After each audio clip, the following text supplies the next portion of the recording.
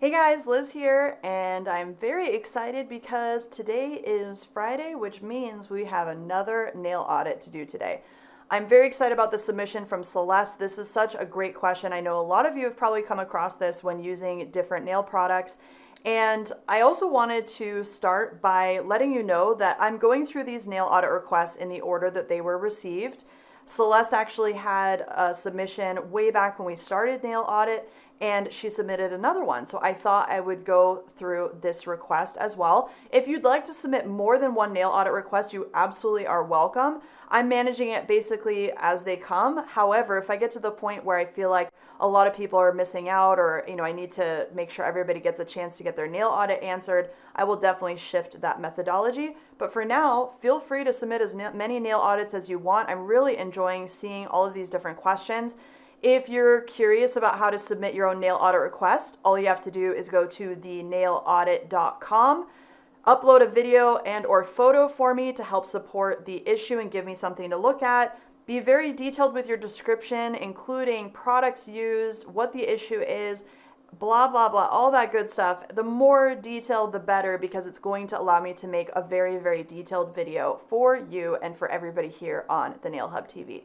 So without further ado, let's get into Celeste's submission.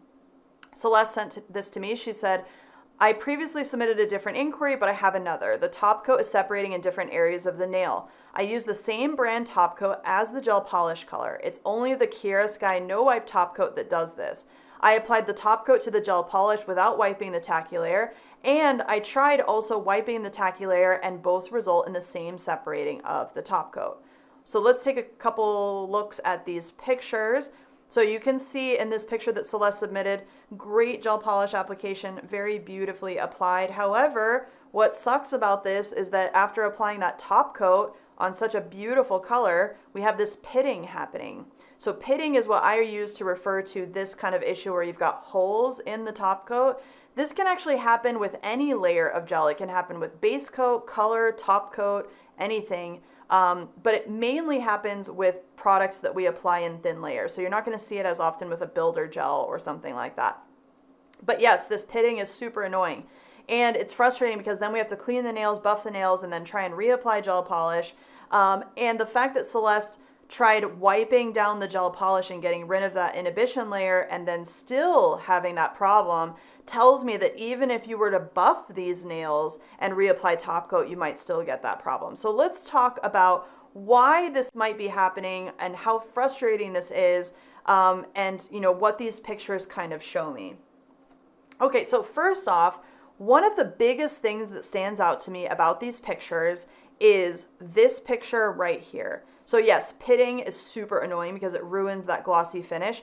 But if we look here on the sidewall, it looks really strange, right? It doesn't look like it's pitting. It actually looks like the gel has shrunk away from the sidewalls of the actual nail, and we're getting this really uneven finish on the side. So what this tells me is, my inkling is that there is a curing issue happening. Now, I don't know if, Celeste, you're using the Kiara Sky lamp. I don't know if maybe your lamp is on the older side. Even LED lamps do need to be replaced, and it is one of those things where our lamp power goes down as we use it. So if you're a full-time nail technician, usually every 3 years, you need to start thinking about getting a new lamp. I have also come across situations where the brand's lamp itself sometimes doesn't work well with every single product in the line. But Kiara Sky in general, and I have also used their matte top coat before. I actually love using their matte top coat for swatching tips because it has this like really nice rubbery finish. I don't personally use Kiara Sky on my nails. However, I have used their top coats before for swatching and things like that. So this tells me that there's a curing issue happening. And when curing issues happen, it's not just that the gel remains gooey. I mean, obviously there's some obvious issues when we have curing issues where like the top of the gel is cured and underneath it's still mushy. We can have wrinkling, we can have peeling, we can have bubbling. But also with curing issues, what can happen is the inhibition layer or the previous layers of product are not curing sufficiently. And so you almost have this excess uncured product. Now, what's interesting is Celeste is removing that inhibition layer off the color, and the top coat is still doing this when there's no inhibition layer, which tells me that the top coat itself is probably not actually getting cured properly. So it might actually be curing too quickly with using a lamp that isn't Kiara Sky. And again, I have to kind of invent this because I don't know what lamp Celeste uses, but my thought would be there's some issue with the gel being matched with the lamp that's being used. So either the lamp is not curing properly, it's not curing completely, or you could also be getting this because you're using a lamp that actually emits more power and maybe even a different wavelength than the photo initiators that are in this gel. And so it's creating this hyper shrinking. It's creating an excessive amount of gel shrinking. Kiara Sky, in my experience, does have a high monomer content, and usually with high monomer gels, they tend to shrink a lot more. So because there's a lot of different reactive sites, a lot of that will come together. Kind of like when you bake brownies, you'll get that kind of, it pulls away from the edge. That shrinking effect can happen with gel polish too. And it can also get exacerbated by using a lamp that doesn't go with the brand of gel polish that you're using. So for example, if I use the Accents Hybrid Pro with a different brand of gel, the Accents Hybrid Pro has a very, very high emittance value. It emits a lot of energy to cure gels. So if I'm using that lamp with a gel that doesn't need as much emittance value to cure properly, or if it's the wrong wavelength or the wrong exposure time, it can actually create this hyper shrinking where the gel actually shrinks in from the sides of the nail. But also what can happen is as the gel shrinks and as these monomers come together and form bonds, you can actually get pitting right in the middle of the nail. Sometimes it's multiple little pits all throughout the nail, and that can be because of curing issues, okay? So my thought for you, Celeste, is that there's something going wrong with the curing part of this process. Because your color is staying clean, it tells me that it's not really something like cleanser or cuticle oil. Sometimes cleansers, cuticle oils, cuticle removers, anything that leaves a greasy residue, or a cleanser that has incompatible ingredients in it. For example, Young Nail Swipe is a great cleanser. However, it is not compatible with Accents products. If you use those two things together, you will get this pulling effect with all of your gel application, and it's really frustrating. So something like that can also be an issue where the cleanser, the cuticle remover, something is leaving a residue on the nail, which is then impacting the way that the gel goes on the nail and how it cures. But since Celeste nails, you can see the color right here on this picture. I mean, the color is very cleanly applied and does not look like it's shrinking back at all. I don't see any exposed free edge. I don't see any issues where the sidewalls are super exposed. I don't see any issues that tell me that there's an issue with the color layer being applied on top of something that was incompatible. So what this, I think, is a curing issue with that top coat, and it could be something that literally is like the top coat is overly shrinking, hyper shrinking, and it is creating this pitting on the actual nail. And that is something that won't get fixed with wiping the inhibition layer, because the inhibition layer is usually what we take away when we've got two brands of gel that are not compatible with one another. That inhibition layer is uncured product. So if we have an issue where we go to apply top coat and it's kind of swimming around on top, or it's not curing properly, that usually tells me that the gel that I applied before, if it's from a different brand, is not compatible with my top coat brand. Or it can be anything, base to color, color to top coat, builder gel to color, any of those things. We can run into issues with that with the inhibition layer because it is actual uncured product.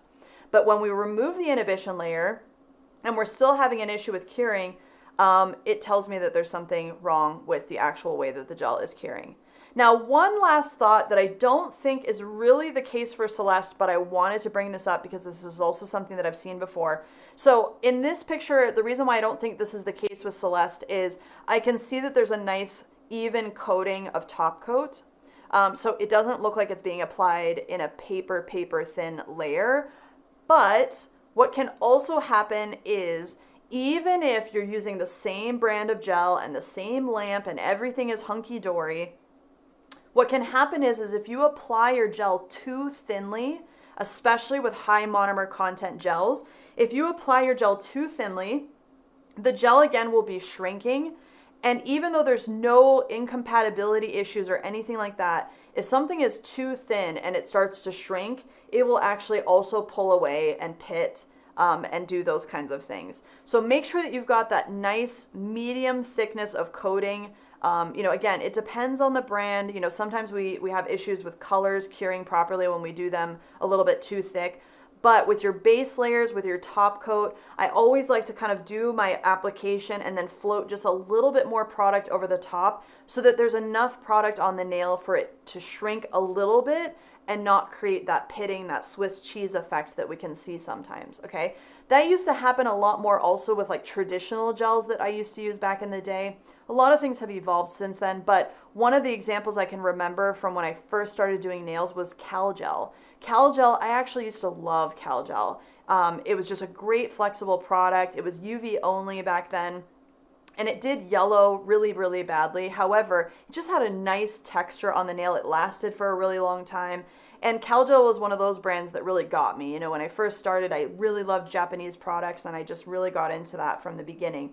But Cal Gel was like that. If you applied it too thinly, it would pit so badly on the nail. It was crazy. So that's just an example of how even with the proper lamp, the proper gel, sometimes thickness of layers can also play as a factor in the issue. But Celeste, I would check your lamp, because if your lamp is not a Kiara Sky lamp, then I do think that it's something wrong with this mix of top coat with the lamp that you're using. Your lamp could also, like I said, be old. And if at the end of this, you are using a Kiara Sky lamp that is approved for this top coat and should work, I would definitely reach out to the manufacturer about this, because this is something where if you're using their whole entire system of products and you're getting this result, maybe they'll be able to tell you exactly what the issue is. But my inkling is that you're using a lamp that isn't curing this top coat properly, and it's a mismatch between whatever is in this top coat formula and the lamp that's being used to cure it. So I hope that helps you. I hope that helps all of you guys understand a little bit better about what can happen with some of these issues that aren't as obvious. And I will be in touch again soon with another nail audit. Bye, guys.